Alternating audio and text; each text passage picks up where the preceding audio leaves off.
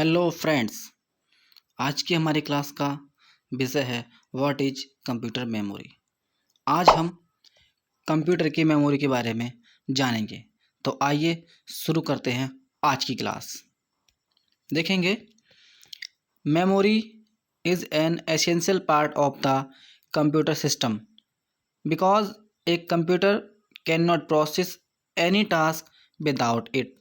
Means memory एक essential part है हमारे कंप्यूटर सिस्टम का, क्योंकि कंप्यूटर सिस्टम बिना मेमोरी के किसी भी कार्य को प्रोसेस नहीं कर सकता। Memory is use to store data and instruction for performing specific task on the computer system. Memory is use to store data. Memory data store करने में काम आती है, एंड इंस्ट्रक्शन और इंस्ट्रक्शन को स्टोर करने में काम आती है।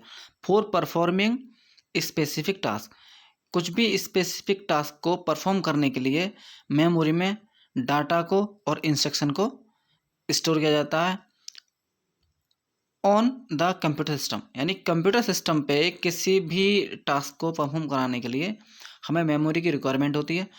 मेमोरी में हम डाटा को स्टोर करते हैं और अपने सारे इंस्ट्रक्शन को स्टोर करते हैं। आगे देखेंगे the computer memory is typically a storage space that is capable of storing and फैचिंग data. Computer memory आमतौर पर एक स्टोरेज स्पेस होता है। कंप्यूटर की मेमोरी में एक स्पेस होता है दैट, जो कि capable of storing and फैचिंग data, जो कि डाटा को स्टोर करता है और डाटा को लाने का काम करता है। Memory is a set of several memory cells. जो मेमोरी होती है उसमें बहुत सारे मेमोरी के छोटे छोटे सेल्स होते हैं, known as the building block of memory, जिनको हम मेमोरी की बिल्डिंग ब्लॉक के नाम से जानते हैं। Each memory cell has a unique index number और identification number known as the unique address of that specific memory cell. Means प्रत्येक मेमोरी सेल का एक यूनिक इंडेक्स नंबर होता है और आइडेंटिफिकेशन नंबर होता है, जो कि एक मेमोरी सेल का यूनिक एड्रेस की तरह जाना जाता है। The CPU is responsible for selecting memory cells to read और राइट डाटा। CPU इस डाटा को, मेमोरी सेल के डाटा को रीड करने में और राइट करने में रेस्पॉन्सिबल होता है। आगे देखेंगे the performance of the computer system depend on the memory and CPU। Computer system की जो परफॉर्मेंस होती है वो हमारे मेमोरी पर और हमारे CPU पर डिपेंड करती है। CPU can not store program और a large data permanently. CPU कोई भी प्रोग्राम या फिर किसी लार्ज डाटा को परमानेंटली स्टोर करके नहीं रख सकता। They are only capable of storing basic instructions required to operate the computer.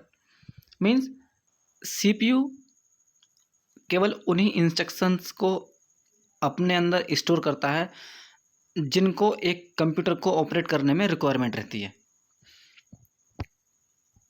देखेंगे therefore it is mandatory to have the memory to run computer system properly. Means किसी भी computer system को operate करने के लिए ये ज़रूरी है कि उसमें मेमोरी होनी ही चाहिए। यानी कि एक कंप्यूटर सिस्टम में एक मेमोरी का होना बहुत ज़रूरी है उसको प्रॉपर तरीके से चलाने के लिए। नीचे देखेंगे कुछ मेमोरी के टाइप्स दिए गए हैं, उनको इस डायग्राम की हेल्प से हम समझने की कोशिश करते हैं।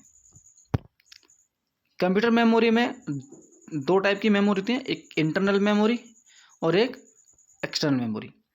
इंटरनल मेमोरी की बात करूं तो इसमें कैश मेमोरी। कैश मेमोरी क्या होती है? कैश मेमोरी CPU की खुद की एक मेमोरी होती है। कैश मेमोरी बहुत फास्ट होती है। कैश मेमोरी में CPU उस डाटा को स्टोर कर रखता है जिसकी उसको बार बार रिक्वायरमेंट रहती है। आगे देखेंगे, अगला है वर्चुअल मेमोरी। वर्चुअल मेमोरी का काम होता है कि जब हम किसी भी ऑपरेटिंग सिस्टम पे किसी पे काम करते हैं, जब हमारी कई सारी एप्लीकेशंस खुली होती हैं, तो जिस एप्लीकेशन पे हम काम करते हैं वो हमारा उसका डाटा रैम को रैम में स्टोर होता है। और जो एप्लीकेशंस पे हम ना काम नहीं कर रहे हैं लेकिन खुली हुई हैं हमारे सिस्टम के अंदर, उसमें क्या होता है, उन एप्लीकेशंस का जो स्पेस है वो वर्चुअल मेमोरी हार्ड डिस्क में से उस डाटा इतने स्पेस को उठा लेती है और उन एप्लीकेशंस को अपने अंदर स्टोर कर लेती है, जिससे हमारा कंप्यूटर सिस्टम थोड़ा स्मूथ चलता है। आगे है अगला रैम। रैम एक मेमोरी होती है हमारी, जिसके अंदर हम अपने डाटा को, जब हम किसी कंप्यूटर सिस्टम पे वर्क करते हैं तब हमारा जो डाटा होता है वो सब हमारा रैम के अंदर होता है।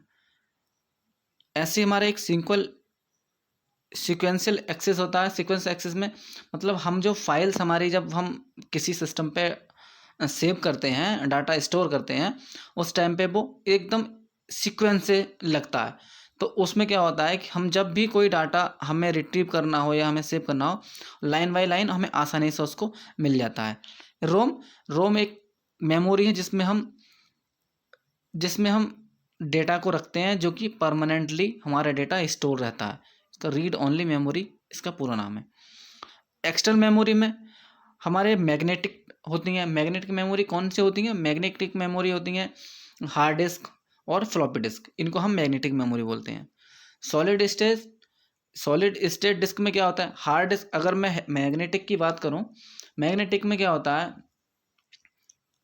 हार्ड डिस्क में अगर बात करूं तो एक आर्म लगी होती है, उसमें हमारे कुछ ब्लेड्स होते हैं जिसपे वो घूमता है।